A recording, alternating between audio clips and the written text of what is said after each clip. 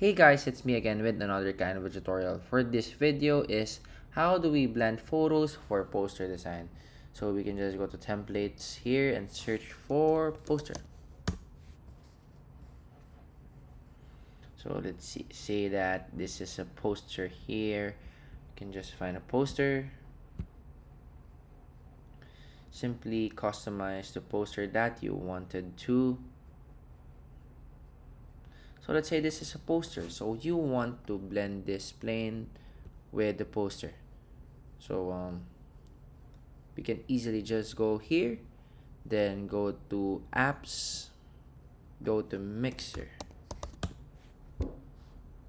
then image mixer, then we mix the selected image.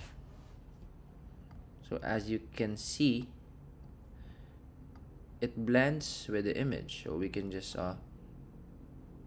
remove the strength or reduce it or add it, then mix it, press save.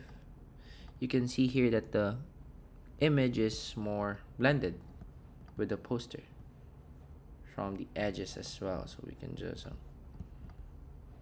there we go. So that's how easy it is to blend your images in a poster. Then to export it, just press share and choose the file that you want, whether it's PNG, PDF, PDF print, MP4 or more.